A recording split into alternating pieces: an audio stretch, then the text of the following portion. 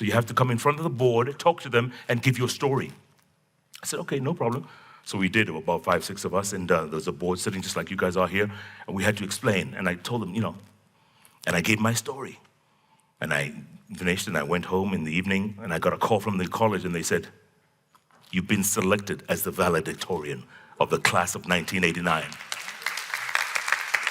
Fast forward, my first job was in 1991, 32 years ago. My first job, NBC News in America and ABC News, and I worked with the American networks, and it was great, it was fantastic. I was never thinking of coming back home. I always thought the grass was greener on the other side.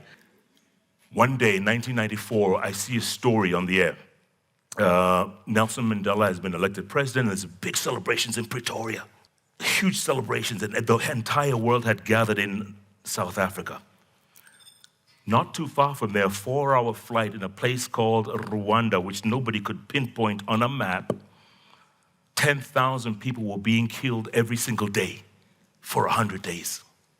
10,000 hacked, bombed, killed, shot, grenade, everything. I mean, it was horrible. 1 million people were killed in 100 days, and nobody could pinpoint where Rwanda was on the map. I decided right there and then, it's time to go back home. Because if you want to tell the story, or our story, you have to do it yourself. You don't leave it to other people to parachute in and out and then leave at their convenience. You tell it yourself. So I came back, 1995. Started working for Reuters, worked for KTN, did all that stuff. And it was a great, great experience. Along the way, and of course CNN came calling about 5, 6 years later, but I met some great, incredible people and did some great stories, I think were great stories, along the way. We're in Ouagadougou. You know where that is? Capital of? Formerly known as? Upper Volta. Thank you. Well done. Give yourself a round of applause then. So we're in Ouagadougou, it was then OAU, before it became AU, right? Organization of African Unity Summit.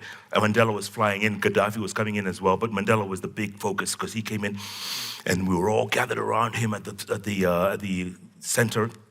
And it was a press conference, and my first time to meet Mandela. Remember I did that play back in 1984, right? It's only a matter of time. Mandela has now been released, he's president, it's great, I'm seeing this icon. So he comes in, and we're asking questions. BBC guy there's us from Reuters, there's AP guys, everyone's asking questions. And Mandela's, taking questions, he owns the room. I loved his presence. So it came to my turn and I said, Mr. President, and I asked the question, I don't know what I said. He said, oh, where are you from? I said, I'm from Kenya, Mr. President. Oh, what is your name? I said, Jeff Koinange. He said, oh, I know the name. You come from a line of chiefs. Madiba. Man. From that day on, we were like this, man. Every time I met... I'm telling you, you can't make this stuff up. We were like this. Hold that Mandela story for a moment, okay? During our time, my wife and I, our greatest challenge in that time was having a child. I don't know if the machine wasn't working. Anyway, that's another story. So anyway, my wife and I tried everything. The IVF, the whole shebang. It wouldn't work for the longest time. We'd be invited to friends' houses. There'd be kids in the yard playing, swimming and all that. And it was tough for us having a child. Finally, a friend of ours recommended a clinic in Barcelona in Spain. And we finally went there. And sure enough, it happened, and our son was born on July the 31st, 2007. He's going to be 15 at the end of this month. Yeah, thank you. So, back to Mandela. Press conference, Pretoria. Every time he would see me, say, oh, the son of chiefs, how are you? I said, Mr. President, and I'd ask a question, and he's, oh, have you gotten me a grandson yet? I said, Mr. President, man, we are trying. He said, do you need some help?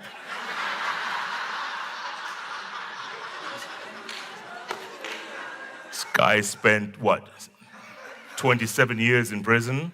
He wants to help me out. So little Mbio is born. 7-8 months later, we're still in South Africa. I'm getting ready to pack up and come back to Nairobi. And I said, you know what? Let me give the president, former president, let me give the president a call and see if he has time, because he was older now, right? He was older, his schedule was very tight, and that they didn't want him to meet too many people. But I called his office and I said, listen, man, it's Jeff. You remember me? Yeah. Can you tell Madiba that we finally have a son? He's 8 months old. We're heading back to Nairobi. Can we bring him so that Madiba can bless him? And he'll say, okay, we'll call you back. He called back and said, tomorrow noon, be at the office in Johannesburg. I said, wow, amazing, okay. We couldn't sleep that night. It was exciting. Next day, and they said, okay, be on time, because you say noon, Madiba's there at noon. So we get there about 20 to 12. We're hanging out. We're getting ready. The Mbio is about 8 months old. And as we're getting ready, it's 10:45, 10 to 5 to 5 to, the motorcade drives in. 3 cars. Motorcade drives in. And Madiba goes straight to his office. And we go in. We ended up taking photos. Madiba was, the best thing. Most of the time, kids will be brought to Madiba because, he met all kinds of people in all kinds of ages. And when kids were brought to him, for the most part, they would be screaming, right? Because they don't know who this stranger is. They don't know. They have no clue. My son, when he was put on Mandela's hands, he just went and reached and touched him on the cheek and the chin. I have a photo of it if you don't believe me. And it was like they bonded. Oh, the son of chiefs has arrived. Unbelievable. Fast forward, I met the most amazing people along the way, from Oprah Winfrey to Bill Clinton to Muammar Gaddafi to, you name it. My job took me to those places. And I was able to tell the African story. If you want to read my book, you can buy it at textbooks. I'm sorry, that's enough. And it was great because I loved what I did. From what I saw back then in 1994 when I was living in New York and to what I was doing then, I said, you know what? I was put here to do something, to tell the story of my people. And since then, there's some great reporters and great people coming out of Africa from, you see Larry these days. He's doing a fantastic job. Let's give him a round of applause, Larry, yeah. And there are others as well, BBC and other networks, Al Jazeera and CGTN. 4 years ago today, my good friend, our good friend, passed away. Great guy, Bob Collymore, fantastic guy, wonderful one, and loved Kenya, loved Africa, loved his job. First time I met Bob Collymore, I'm at the bench I used to do at Fairview back in the day, right? Outdoors by the waterfall, all that stuff. Michael Joseph was a regular on that show. So I called him on this day. I said, Michael, let's talk about whatever Safaricom numbers and all that stuff. And Michael was always cool. He always would agree. So he came over. On this day, he was accompanied by this bold black guy with earpiece, of course. He was speaking on his phone. And I said to myself, wow, Michael has really upped his security. He's got these guys in black suits and radios in their ears and all that stuff. And I made the joke. I said, hey, Michael, you have Secret Service these days or what? He ignored me, Michael, he ignored me. We did, as the guy sat opposite where we are, of course, that's how I knew he was security. He sat right there watching us. So we finished the interview and Michael says, let me introduce you to someone. I said, oh, okay. Security? He says, no, this is Bob Collymore. He works for our office in South Africa for Vodacom, and he's thinking of relocating up to Nairobi. I said, oh, cool. And, shook hands, and that's how I first met Bob. A few months later, breaking news. Michael is stepping down. Guess who's going to be the new CEO? Security. So we developed this friendship, and we're always very close. And we formed a group of about 6 or 7 of us, and we would meet at different houses every now and then. One day, it was actually June the 29th, 2019, right? June 29th. I was having lunch with Mom and my sisters, and I got a call. Bob said, hey, Jeff, where are you? I said, I'm having lunch with my mom and sisters. He says, do you have a moment? Can you come over? I said, really? I'm having lunch. Can it wait? He says, no. When Bob said no, he meant no.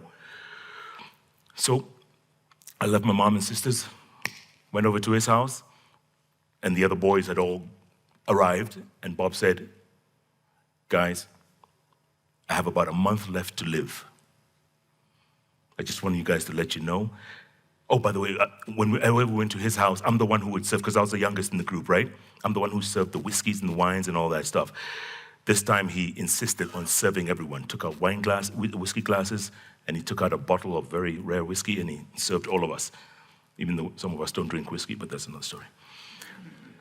And he said, toast to life, because I don't have much to live. And it all shocked us all. You know, we knew he was going through a hard time. He had cancer and everything, but we didn't know it had accelerated so much. We finished. Everyone went back to their business. I went back to lunch with mom and the sisters. And that was a Saturday. 2 days later, July the 1st, 2019, is when we heard the news in the morning that he had passed away. Life is short, folks. Life is short. Live it for every moment it's worth, because you just never know. You just never know. And live it to the fullest. Whatever your talents are, whatever you think you're good at, do it. Don't let anybody discourage you. Don't let anybody put you down. Whatever that man up there has given you as your gift, use that gift. Thank you very much. Good night.